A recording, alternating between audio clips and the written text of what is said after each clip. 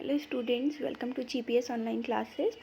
Yesterday we studied about basics about physical and chemical changes. हमने पढ़ा था वो changes जिसमें कोई भी नया प्रोडक्ट नहीं बनता, वो फिज़िकल चेंज होते हैं, और जिसमें कोई नई चीज़ बनती है, चेंज के बाद अगर कोई नया प्रोडक्ट बनता है तो उसे हम केमिकल चेंज कहते हैं. ठीक है, तो आइए हम एक एक्टिविटी करते हैं. एक्टिविटी 6.6. इसमें किया क्या है, हमने एक मैग्नीशियम रिबन ली है. मैग्नीशियम रिबन बहुत ज़्यादा लाइट के साथ जलती है, तो हमें कभी भी इसकी तरफ ज़्यादा स्टेयर नहीं करना चाहिए, घूरना नहीं चाहिए, ज़्यादा नहीं देखना चाहिए. ठीक है, तो हमें क्या करना है, सबसे पहले we have to take a small piece of a thin strip और ribbon of magnesium.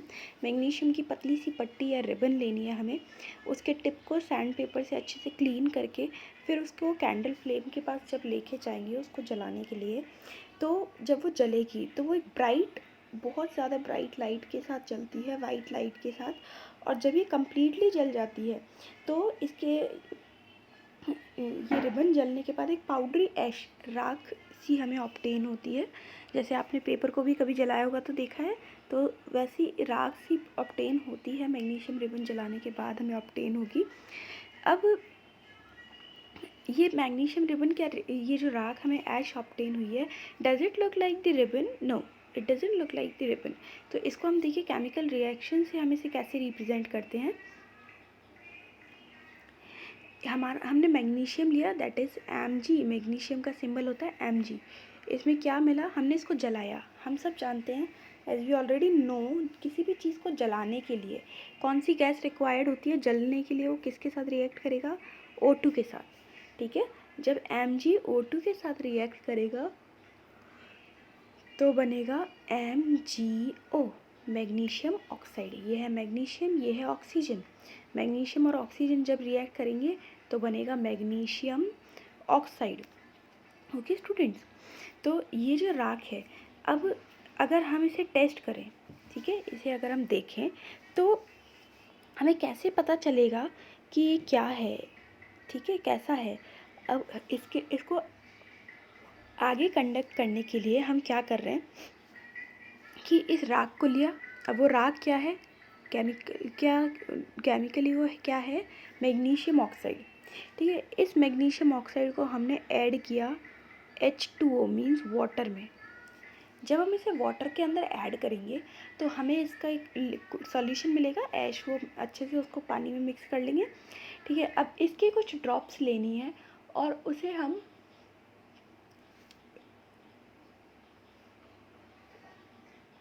Red litmus paper पर डालेंगे, उसकी कुछ ड्रॉप्स, और उसे हम ब्लू लिटमस पेपर पर भी डालेंगे. अच्छा, इससे प्रोडक्ट क्या बन रहा है ये देखिए. इससे बनेगा हमारा MgOH का होल ट्वाइस, जो कि क्या है, मैग्नीशियम हाइड्रोक्साइड. और जिसमें OH आता है, ये OH, या फिर जिसके नाम में हाइड्रोक्साइड आता है, वो केमिकली उसका केमिकल नेचर कैसा होता है, वो बेस होता है. ओके, तो ये बेस है, तो ये कौन से लिटमस पेपर को किस में चेंज करेगा. हमने एक चीज़ पढ़ी थी RBB. तो बेस क्या करेगा, ब्लू पर कोई इफेक्ट नहीं शो करेगा, बल्कि रेड को ब्लू में कन्वर्ट कर देगा. ओके स्टूडेंट्स, तो ये हमारी रिएक्शन हुई और एक नया प्रोडक्ट बना. अब जो मैग्नीशियम, ये चाहे ये मैग्नीशियम ऑक्साइड बना इस रिएक्शन में हमारा MgO जलाकर, या फिर पानी में इस राख ऐश को मिलाने पर बना MgOH का होल ट्वाइस. ठीक है, ये दोनों ही मैग्नीशियम रिबन से काफ़ी अलग है, इनकी प्रॉपर्टीज़ भी अलग है. ये जो प्रोडक्ट हमें मिला है वो बेसिक है. ओके स्टूडेंट्स, तो ये एक नया प्रोडक्ट मिला है जिसकी प्रॉपर्टीज़ रिबन से, मैग्नीशियम रिबन से अलग है. इसीलिए कैसा चेंज है, केमिकल चेंज. आगे बढ़ते हैं नेक्स्ट एक्टिविटी के साथ. इसमें हमें क्या करना है, हमें थोड़ा सा कॉपर सल्फेट लेना है. कॉपर सल्फेट को हम ब्लू विट्रॉल भी कहते हैं. ब्लू विट्रॉल या नीलत होता है क्योंकि ब्लू कलर का होता है. ठीक है, इसे ब्लू विट्रियल भी कहते हैं कॉपर सल्फेट को. हमें कुछ कॉपर सल्फेट लेना है और हाफ कप में इसको ऐड कर देना है. ठीक है, किसी बीकर के अंदर इसको अच्छे से मिक्स कर लेना है और फिर उसमें कुछ ड्रॉप्स हमें सल्फ्यूरिक एसिड की भी डालनी है, सल्फ्यूरिक एसिड की सॉल्यूशन के अंदर. ठीक है, अब हमारा जो सॉल्यूशन रेडी होगा वो ब्लू कलर का सॉल्यूशन, जैसे हमें यहाँ दिख रहा है ब्लू कलर का सॉल्यूशन, ऐसा ब्लू कलर का सॉल्यूशन हमें ऑब्टेन होगा। अब क्या करना है, इस ब्लू कलर के सॉल्यूशन के अंदर एक ब्लेड लेनी है, क्योंकि ब्लेड आयरन की होती है, ठीक है। एक ब्लेड लेनी है, इस ब्लेड को हमने इसमें डिप कर देना है। ये देखिए ब्लेड इधर। अब थोड़ी देर के लिए इसको छोड़ देंगे। After some time we will see कि जो कलर पहले ब्लू था अब कैसा कलर हो गया, ग्रीन, ग्रीन कलर हो गया। और अब हम क्या करेंगे, इस ब्लेड को भी बाहर निकाल के ऑब्जर्व करेंगे। पहले ब्लेड एकदम वाइट थी, एकदम शाइनी थी, लेकिन अब ब्लेड पर हम देखेंगे इसकी सरफेस पर ब्राउन कलर का सब्सटेंस कलेक्ट हो गया है, जमा हो गया है, ठीक है। तो ये क्या है, देखिए हुआ क्या, जब ये कॉपर सल्फेट का फॉर्मूला होता है CuSO4, ठीक है, कॉपर सल्फेट। इसमें हमने डाला आयरन, तो क्या बनेगा, FeSO4, ये इसकी जगह ले लेगा, प्लस Cu। तो हुआ क्या, ये कॉपर सल्फेट तो था ब्लू कलर का, जब इसमें आयरन मिला तो इसने आयरन के साथ रिएक्ट करके बनाया FeSO4, जो कि कौन से कलर का होता है, ग्रीन कलर का। और जो कॉपर था इस सॉल्यूशन के अंदर, इसके अंदर, इस लिक्विड के अंदर जो कॉपर था वो सारा कॉपर जमा हो गया इस ब्लेड के ऊपर। ये Cu बन रहा है अलग से, तो ये सारा Cu इस ब्लेड के ऊपर डिपॉजिट हो जाता है, कलेक्ट हो जाता है, ठीक है स्टूडेंट्स। तो यहाँ भी एक नई चीज़ बनी। अब ये जो FeSO4 है, कलर भी अलग है, केमिकली भी अलग है, इसकी प्रॉपर्टीज़ भी अलग है, ठीक है। तो ये भी एक केमिकल चेंज है। आगे बढ़ते हैं। अब हमें क्या करना है, हमें विनेगर लेना है 1 स्पून एक टेस्ट ट्यूब के अंदर। विनेगर होता है एसिटिक एसिड, उसमें थोड़ी सी बेकिंग सोडा डालनी है। जैसे ही हम बेकिंग सोडा डालेंगे तो होगा क्या कि उसमें से बबल्स उठेंगे, बुलबुले उठेंगे, और उसके साथ आवाज़ आएगी। जैसे जब वाटर ग्लास के अंदर हम इनो डालते हैं या सोडा डालते हैं तो कोल्ड ड्रिंक के साथ भी जो बबल्स उठते हैं फिर आवाज़ आती है, ऐसे हिसिंग साउंड, वैसा हिसिंग साउंड आएगा, ठीक है। और वो किसकी वजह से होगा, जब विनेगर मतलब एसिटिक एसिड, इसके साथ हमने क्या मिलाया, इसमें ऐड किया हमने बेकिंग सोडा, ठीक है।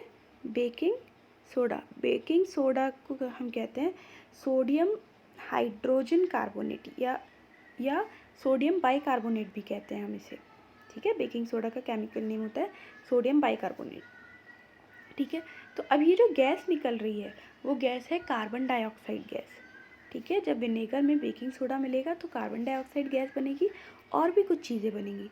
अब इसे हम टेस्ट कैसे करेंगे कि ये कार्बन डाइऑक्साइड गैस ही है, तो इसके लिए हम क्या करेंगे, हमने इस कार्बन डाइऑक्साइड इधर इस टेस्ट ट्यूब के अंदर हमने डाला था विनेगर, उसमें हमने डाली बेकिंग सोडा, ये दिख रहा है हमें इधर विनेगर प्लस बेकिंग सोडा इसके अंदर ऐड किया, ठीक है। अब इधर हमने इस टेस्ट ट्यूब पर को प्रॉपर पैक करके इधर इस पाइप के थ्रू जो भी यहाँ से गैस रिलीज़ हुई उसको एक दूसरे टेस्ट ट्यूब में एंटर कराया, और इस टेस्ट ट्यूब के अंदर हमने लाइम वाटर डाला हुआ है। लाइम वाटर का फॉर्मूला हमने हमारे प्रीवियस चैप्टर में पढ़ा था, दैट इज़ CaOH का whole twice lime water, okay students. जब CO2 carbon dioxide reacts with lime water that is CaOH का होल ट्वाइस, ठीक है, जब इसके साथ रिएक्ट करती है तो प्रोडक्ट हमारा जो बनेगा वो होगा CaCO3, मिल गए ये Ca और इस CO के साथ मिल गया, और एक ऑक्सीजन यहाँ से बाहर आ गई। तो अब यहाँ कितने बचे, ये बचा H2O, 2 हाइड्रोजन 1 ऑक्सीजन। यहाँ देखिए जो नीचे होल ट्वाइस होता है ना, ये 2 मतलब ये इन दोनों के लिए, अंदर वाले दोनों के लिए है ये 2 नंबर, मतलब ऑक्सीजन भी 2 और हाइड्रोजन भी 2। तो ये कैल्शियम ऐड हो गया CO2 के साथ, और इसके साथ एक ऑक्सीजन और जुड़ गई तो बना CaCO3। अब एक ऑक्सीजन तो चली गई, बची कितनी, 2 थी, तो one is remaining, so 1 O is here and H2 is here, so H2 और O इन्होंने मिलके क्या बनाया, H2O, ओके स्टूडेंट्स। तो अच्छा चेंज कैसे दिखेगा कि क्या हुआ, ये लाइम वाटर है, जैसे ही कार्बन डाइऑक्साइड गैस इसमें से पास होगी तो with in a few minutes ये सारा जो लिक्विड है लाइम वाटर वो मिल्की हो जाएगा, मिल्की मीन्स दूध जैसा हो जाएगा, एकदम वाइट दूध की तरह हो जाएगा, ठीक है। तो इससे हमें पता चला कि जो गैस निकली वो कार्बन डाइऑक्साइड थी।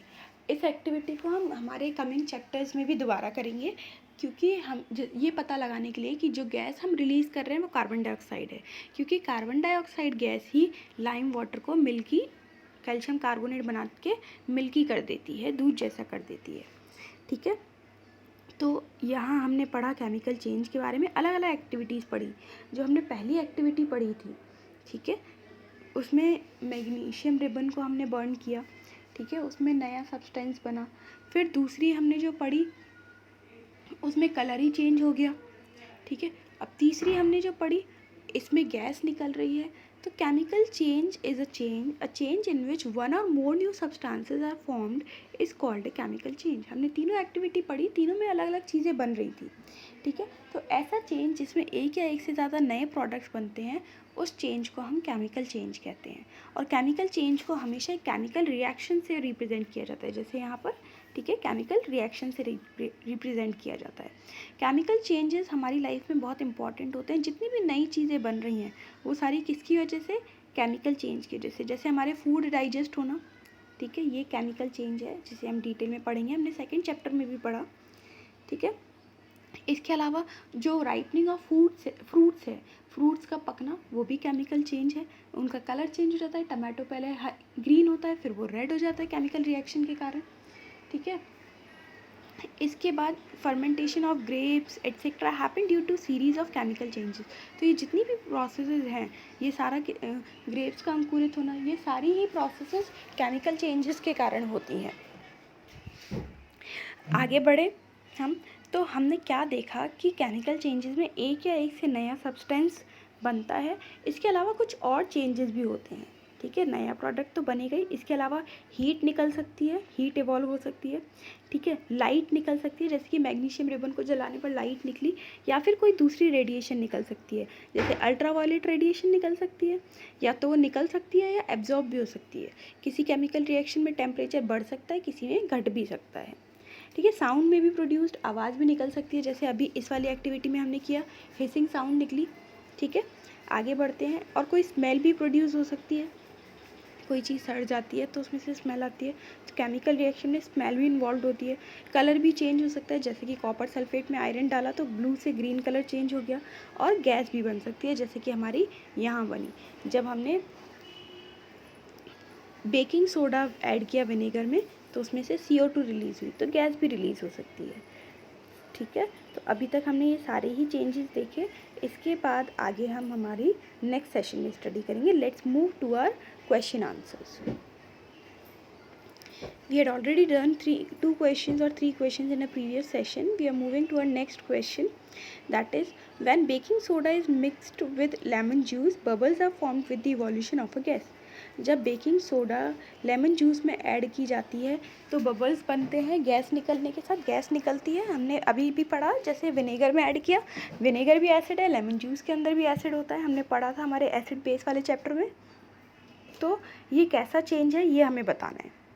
अब बेकिंग सोडा को जब लेमन जूस में ऐड करेंगे तो बबल्स बन रहे हैं, ठीक है, जो कि गैस का एवोल्यूशन है, गैस निकल रही है, इसलिए कैसा है, और वो गैस कौन सी है? कार्बन डाइऑक्साइड, ठीक है। इसीलिए क्योंकि यहाँ एक नया सब्सटेंस बन रहा है, इसलिए चेंज कौन सा है? Chemical change. Moving to our next question, when a candle burns both physical and chemical changes take place. जब एक कैंडल जलती है तो फिजिकल चेंज भी होता है और केमिकल चेंज भी होता है। आइडेंटिफाई दीज चेंजेस, हमें कैसे पता लगेगा कि हमें पहचानना है ये चेंजेस कौन से हैं, कहाँ किस रूप में होते हैं। और हमें एक और एग्जाम्पल देना है ऐसी प्रोसेस का जहाँ फिजिकल केमिकल चेंज दोनों होते हैं। तो कैंडल बर्निंग में देखिए कैसे फिजिकल चेंज होता है। कैंडल मीन्स वैक्स जब मेल्ट होता है, ठीक है, सॉलिड फॉर्म से लिक्विड फॉर्म में चेंज हो रहा है, यहाँ स्टेट चेंज हो रही है, उसकी अपीयरेंस चेंज हो रही है, so therefore it is a physical change. जबकि वैक्स जब जल रहा है तो वो एक केमिकल चेंज है, क्योंकि उसमें कार्बन डाइऑक्साइड गैस भी निकल रही है, वाटर वेपर्स और भी चीज़ें निकल रही हैं, ठीक है, तो ये केमिकल चेंज है। इसी तरीके से कुकिंग ऑफ फूड, खाने का पकना, ठीक है, ये भी एक एग्जाम्पल है जिसमें फिजिकल चेंज भी होता है और केमिकल चेंज भी होता है। How would you show that setting of curd is a chemical change? आप कैसे बताओगे कि दही जमना एक केमिकल चेंज है? क्योंकि जब दही जमता है तो हम जानते हैं दूध को जब जमा दिया जाता है तो उससे दही बनता है, लेकिन हम कर्ड से वापस मिल्क ऑब्टेन नहीं कर सकते, ठीक है, ये इरिवर्सिबल चेंज है। इसके अलावा जो कर्ड हमारा न्यू प्रोडक्ट बन रहा है, न्यू सब्सटेंस बन रहा है, वो टेस्ट में और प्रॉपर्टीज़ में मिल्क से काफ़ी कम्प्लीटली ही डिफरेंट होता है, काफ़ी अलग होता है। प्रॉपर्टीज़ अलग हो जाती हैं उसकी, सिर्फ अपीयरेंस नहीं, दिखने में तो वो भी वाइट है, वो भी वाइट है, कलर सेम है, बट दोनों की प्रॉपर्टीज़ अलग होती हैं। जो दही है वो हमारा टेस्ट में सौर हो जाता है, ठीक है, खट्टा हो जाता है। तो जो सेटिंग ऑफ कर्ड है, दही जमना, this is a chemical change. Okay students, we'll study our next topic in a coming session. Stay tuned. Have a nice day.